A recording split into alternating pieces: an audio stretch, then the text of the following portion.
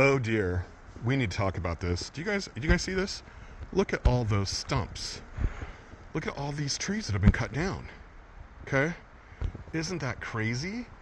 All these trees have been cut down. And why? We're in a park. This is a state park and should not have any logging going on. But this is fact, not logging. This is removing a colonial forest. And what I mean by that is that this forest grew up as a result of colonization. This used to be a giant grassland with huge oak trees. So here's some of the remnant oak trees.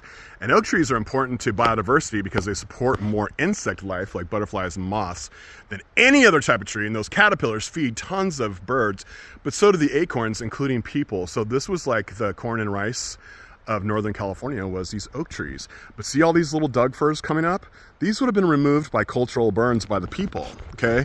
But once this area was colonized, the white folks, ancestors, my colonizing ancestors, were like, you're burning the trees and we could be using that for wood. And they didn't understand anything about the Native Americans, and they didn't care to even start. I mean, keep it real. They were some pretty bad folks.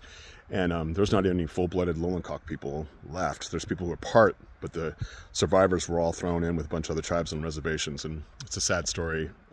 Genocide in Northwest California will help you understand how grim it really was. It's a book, Genocide in Northwest California.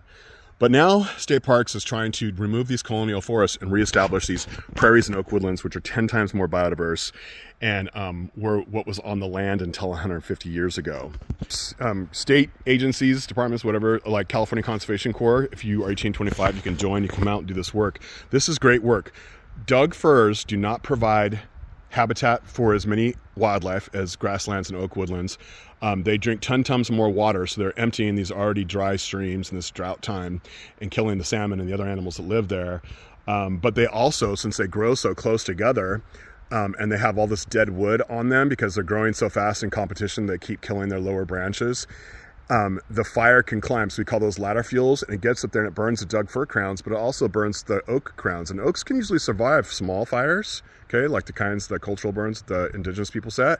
But when it gets a little thick like this, they will kill all the oak trees.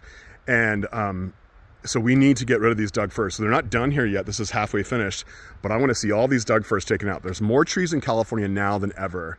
And no, that's not natural. What is natural is what the Native Americans set up because they saw themselves as part of nature. So they weren't capitalizing on it. They weren't manipulating it. They weren't managing it. They were having a relationship with it. We, on the other hand, are managing with it for it. So, but we need to combine our philosophies with theirs and do what's best for biodiversity, climate disruption, and ourselves, because these oak trees can provide food for us if we ever need it during an apocalypse.